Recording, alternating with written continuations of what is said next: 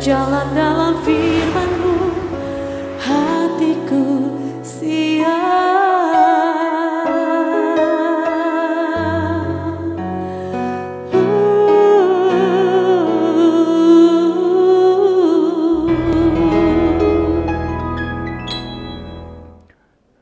Salam God Lover yang dikasih oleh Tuhan Yesus, senang boleh kembali berjumpa dengan saudara semua dalam program Rest and God malam hari ini bersama Diaspora TV. Setelah melewati berbagai kesibukan sepanjang hari ini, mungkin ada situasi tertentu yang membuat jiwa Anda menjadi letih lesu dan berbeban berat. Apapun keadaanmu, jangan pernah menyerah. Sebab Tuhan mengundang kita untuk mengalami kelegaan. Ini yang dikatakan Tuhan Yesus kepada kita semua. Marilah kepadaku semua yang letih lesu dan berbeban berat, aku akan memberi kelegaan kepadamu. Mari kita imani, kita responi perkataan Tuhan Yesus ini, kita datang di dalam doa. Bapa di surga, kami datang kepadamu, kami sangat yakin perkataan Tuhan ya dan amin. Kalau kami datang dalam keadaan letih lesu berbeban berat, Tuhan akan memberi kelegaan. Kami hampiri Engkau, kami membutuhkan kelegaan dari-Mu, kami membutuhkan kekuatan, hikmat, dan pertolongan-Mu Bapa. Mari Engkau menjamah setiap kami, Engkau memberkati setiap kami. Bapa, kami siap mendengar firman-Mu yang akan memperbaharui hidup kami, yang akan mengarahkan dan membentuk hidup kami. Berbicaralah kepada kami, pertajam roh kami untuk bisa mendengar suara-Mu. Dalam nama Tuhan Yesus, kami berdoa. Amin. Saudara-saudara yang dikasihi oleh Tuhan Yesus, memiliki kepastian hidup itu adalah salah satu tanda seseorang menyadari betul bahwa dia ada dalam posisi sebagai orang-orang yang lebih dari pemenang. Di dalam Yesus Kristus, kita semua tahu bahwa kita sudah diposisikan sebagai orang-orang yang lebih dari pemenang. Tetapi sayangnya banyak orang Kristen tidak menyadari posisinya yang baru. Buktinya apa? Karena banyak orang Kristen tidak punya kepastian hidup. Mudah terombang-ambing dengan situasi dan keadaan. Mudah kompromi dengan dosa dan dunia ini. Mudah ditipu oleh iblis, diperdaya oleh iblis. Hidupnya tidak punya arah, hidupnya berantakan, hidupnya dalam kegelisahan senantiasa karena tidak memiliki kepastian hidup. Mari kita perhatikan kebenaran firman Tuhan dari Roma pasal yang ke-8 ayat 35. Kita perhatikan bahwa di dalam Yesus Kristus, kita ini punya kepastian hidup. Saya bacakan, Roma 8 ayat 35. Siapakah yang akan memisahkan kita dari kasih Kristus? Penindasan atau kesesakan atau penganiayaan atau kelaparan atau ketelanjangan atau bahaya atau pedang. Saudara-saudara, kepastian hidup kita itu tidak bergantung kepada jabatan kita dalam perusahaan atau di masyarakat. Tidak bergantung juga apa yang mampu kita lakukan termasuk pelayanan-pelayanan kita. Kepastian hidup itu tidak bergantung dengan uang kita, tidak bergantung dengan pekerjaan atau perusahaan kita.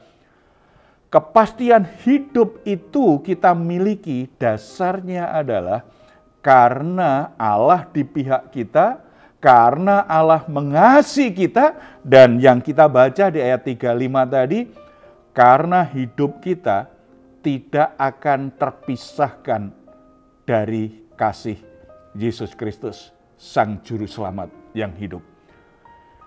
Kepastian hidup kita karena kita yakin dan Alkitab memberi jaminan bahwa apapun yang kita alami, di situ disebutkan penindasan, kesesakan, penganiayaan, kelaparan, ketelanjangan, bahaya, atau pedang. Nah, kalau kita perhatikan lagi ayat 38, 39, sebab aku yakin bahwa baik maut maupun hidup, baik malaikat-malaikat, maupun pemerintah-pemerintah, baik yang ada sekarang maupun yang akan datang, atau kuasa-kuasa, baik yang di atas maupun yang di bawah, ataupun sesuatu makhluk lain, tidak akan dapat memisahkan kita dari kasih Allah yang ada dalam Kristus Yesus Tuhan kita.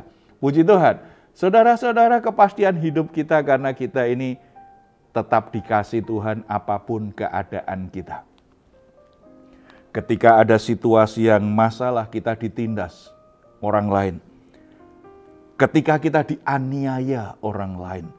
Ketika kita alami kesesakan dalam hidup ini karena masalahnya begitu berat, begitu menyakitkan.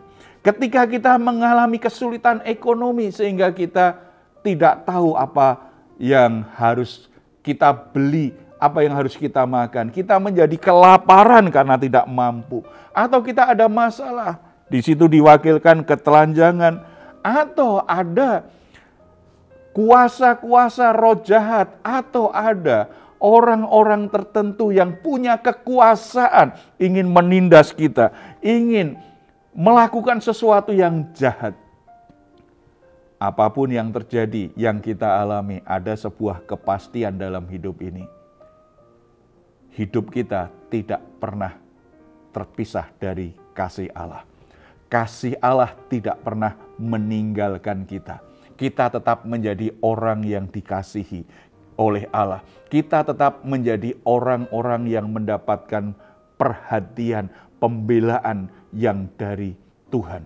Itu yang terjadi. Ini sebuah kepastian. Kalau kita menaruh kepastian hidup kita pada uang kita bisa dicuri orang, uang kita bisa habis. Kalau kepastian hidup kita dasarkan pada manusia, pada seseorang, pada orang tua kita, pada saudara kita, pada bos kita, orang bisa berubah hatinya. Orang bisa akhirnya menyingkirkan kita. Bahkan orang bisa mati, meninggalkan dunia ini, meninggalkan kita. Mereka tidak bisa memberi kepastian hidup penuh dalam hidup kita. Ada batasnya. Demikian juga kalau kita mendasarkan kepastian hidup kita itu jadi dari orang-orang yang punya kekuasaan. Dari bos di perusahaan kita, dari pimpinan atau lembaga di mana kita bekerja, lewat apa yang kita kerjakan, kita berpikir ini memberi masa depan ini. Tetapi tidak ada kepastian. Karena apa? Perusahaan bisa bangkrut. Orang-orang yang punya otoritas, punya kekuasaan, itu bisa berubah, bisa bangkrut, bisa mati. Semuanya bisa berubah karena semuanya sementara dan fana. Kepastian hidup itu harus didasarkan pada sesuatu yang tidak bisa berubah. Sesuatu yang stabil, sesuatu yang permanen, sesuatu yang bernilai kekal. Siapa itu? Allah yang mengasihi kita. Siapa itu? Yesus Kristus, Juru Selamat kita. Apa itu? Kasih-Nya yang tidak pernah berubah kepada kita. Apalagi kebenaran firman-Nya, janji-Nya yang tidak pernah Ia ingkari. Sesuatu yang pasti tidak pernah berubah, hanya dimiliki oleh pribadi Allah, Tuhan kita. Oleh sebab itu, taruh kepastian hidupmu pada pribadi Allah. Jangan kepada seseorang yang bisa berubah atau keadaan yang sifatnya sementara. Lewat hal ini kita bisa merenungkan beberapa hal. Yang pertama, kita menempati posisi yang sangat istimewa sebagai orang yang dikasihi oleh Allah. Ini menjadi tempat yang indah sekali dalam hidup. Karena inilah ciri orang yang lebih dari pemenang. Sebuah kesadaran rohani bahwa saya orang yang dikasihi. Ada banyak orang di dunia ini tidak bahagia karena merasa tidak dikasihi. Karena menempatkan kepastian hidup untuk dikasihi, untuk menjadi istimewa, itu lewat orang tua. Begitu dia kecewa, marah, terluka dengan orang tuanya, dia jadi goncang, merasa tidak punya arti lagi hidupnya, tidak punya masa depannya, apalagi ketika orang tuanya membuang dia. Ada orang yang menaruh kepastian hidupnya pada pasangannya karena dia berpikir bahwa pasangannya sungguh-sungguh mengasihi dia seumur hidup. Pasangannya hatinya tidak akan pernah berubah, pasti selalu mengasihi. Nggak mungkin dia tidak mengasihi, tidak mungkin dia mengkhianati aku, tidak mungkin dia melupakan aku, tidak mungkin dia selingkuh. Tetapi fakta membuktikan begitu banyak pasangan yang hancur hati dan bahkan ada yang sampai bunuh diri karena merasa hidup ini sia-sia. Kenapa? Orang yang sangat dia sayangi ternyata mengkhianati dia dan menolak dia. Kalau kita mendasarkan kepastian hidup kita pada kepandaian kita, apakah kepandaian itu bisa menjawab? Apakah otak kita bisa mengurai semua permasalahan dan menyelesaikan semua masalah hidup kita? Ternyata tidak, ada batasnya. Jadi saudara-saudara, posisi sebagai orang yang dikasih Allah itu harus selalu kita imani, menjadi keyakinan iman kita, menjadi dasar kepastian hidup kita. Saya tetap dikasih Allah. Jadi apapun yang terjadi, saya tetap dikasih Allah. Itu memberi kita sebuah kepastian menjalani hidup ini lebih mantap. Yang kedua, Allah mau membela kita. Salah satu masalah ketika orang merasa tidak dikasihi, dia merasa sendirian. Tidak ada orang yang membela, tidak ada orang yang mendukung dia untuk mengatasi masalah, untuk berjuang menyelesaikan masalahnya, untuk mengatasi kesulitan-kesulitan hidup yang terjadi dalam hidupnya. Saudara-saudara, kepastian bahwa Allah hadir, menyertai dan membela kita, itu menjadi sebuah kepastian dalam hidup. Apapun yang terjadi, aku tidak pernah ditinggalkan oleh Allah. Allah menyertai aku. Kalau Allah menyertai aku, Dia akan membela aku. Dia akan menolong aku. Dia akan membuat aku bisa mengatasi masalah-masalah yang sedang aku hadapi. Aku tidak akan dikalahkan oleh masalah-masalahku. Aku tidak akan dikalahkan oleh godaan-godaan yang ingin menarik aku ke dalam dosa, karena Allah bersama dengan aku. Dia memberi kekuatan kepadaku dan aku punya posisi yang benar sebagai orang yang istimewa dikasih oleh Allah. Dan yang ketiga, karena kita dikasih oleh Allah, seharusnya kita juga mengasihi Allah. Relasi itu akan bertumbuh dengan baik kalau dua pihak itu saling mengasihi. Allah mengasihi kita, Allah di pihak kita. Seharusnya kita juga meresponi kasih Allah itu dengan tetap menghormati Dia. Oleh sebab itu, saudara-saudara, bagian penting dari kehidupan orang-orang yang lebih dari pemenang akan bersikap tegas terhadap dosa, akan melawan terus setiap tipu daya dan tekanan iblis yang menggoda dia untuk lakukan dosa.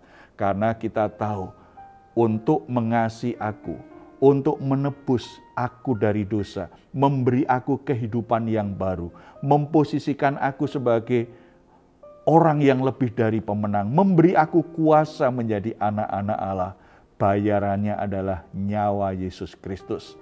Bagaimana mungkin aku berdosa kepada Allah sementara kasih-Nya kepadaku begitu luar biasa? Bagaimana mungkin aku mengkhianati Allah padahal Dia sudah setia membela aku? Bagaimana mungkin aku meninggalkan Tuhan padahal Dia begitu setia mengasihi aku? Kasih-Nya tidak pernah berakhir, tidak pernah padam, tidak pernah berkurang kepadaku. Bagaimana mungkin aku mengkhianati dan meninggalkan Dia?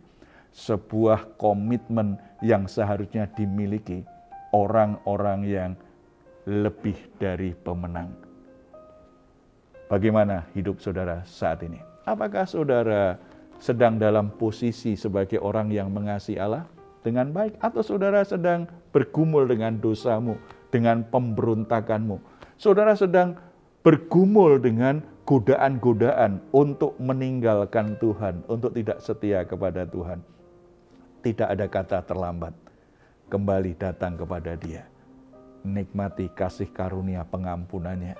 Dan tetap miliki kepastian hidup yang membuat saudara menatap masa depan, bahkan kekekalan dengan sebuah kepastian. Mari kita bersatu dalam doa. Bapa di surga, kami ucap syukur karena di dalam Yesus Kristus kami punya kepastian hidup. Bukan karena kami sempurna, bukan karena kami terlalu pintar, bukan karena kami punya banyak pengalaman, punya banyak harta dan uang, bukan karena ada orang-orang hebat yang mengelilingi kami, orang-orang yang selalu menolong kami. Itu semua bersifat sementara dan bisa berubah. Tetapi kepastian hidup kami ada dalam Yesus Kristus, Juru Selamat dan Tuhan kami. Terima kasih karena kasih-Mu kepada kami tidak pernah berubah. Ini memberi kepastian kepada kami. Hamba-Mu berdoa untuk saudara-saudara yang saat ini mulai goncang imannya karena godaan dan tekanan aniaya atau karena tawaran-tawaran yang menggoda, sehingga mereka mulai berpikir untuk meninggalkan Tuhan Yesus dan berpindah ke yang lain.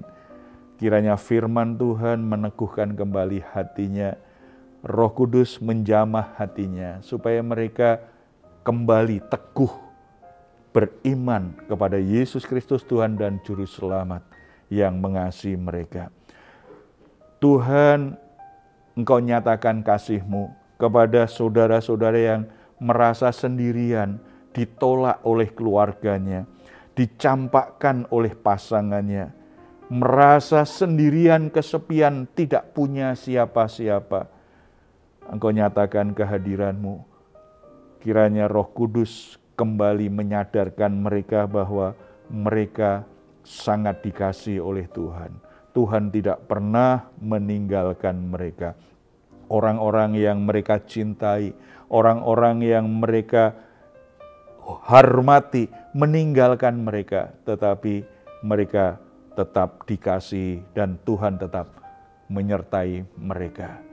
Tuhan nyatakan penyertaan, pembelaan, dan kasih-Mu kepada saudara-saudara kami yang sekarang dalam situasi yang kacau hidupnya, yang berantakan hidupnya. Biarlah mereka kembali merasakan, menikmati, dan diubahkan oleh kasih-Mu. Hati mereka kembali berkobar-kobar untuk mengasihi Tuhan. Sembuhkan yang terluka, pulihkan yang sedang alami berantakan dalam hidupnya, kacau balau dalam hidupnya. Kembalikan mereka pada keadaan yang semestinya sebagai orang-orang yang lebih dari pemenang. Terpuji nama-Mu Bapa, dalam nama Tuhan Yesus kami berdoa. Amin. Jika saat ini saudara atau keluarga sedang mengalami pergumulan dan membutuhkan dukungan doa, di layar saudara ada nomor telepon yang bisa saudara hubungi.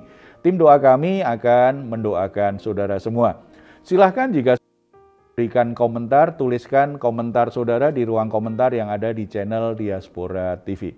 Baik saudara, sebelum kita berpisah, mari kita memperkatakan Mazmur 4 ayat 8 dan 9, imani itu sungguh-sungguh menjadi hidup saudara. Engkau telah memberikan sukacita kepadaku lebih banyak daripada mereka ketika mereka kelimpahan gandum dan anggur. Dengan tentram aku mau membaringkan diri lalu segera tidur, sebab hanya Engkaulah ya Tuhan yang membiarkan aku diam dengan aman. Puji Tuhan, selamat beristirahat.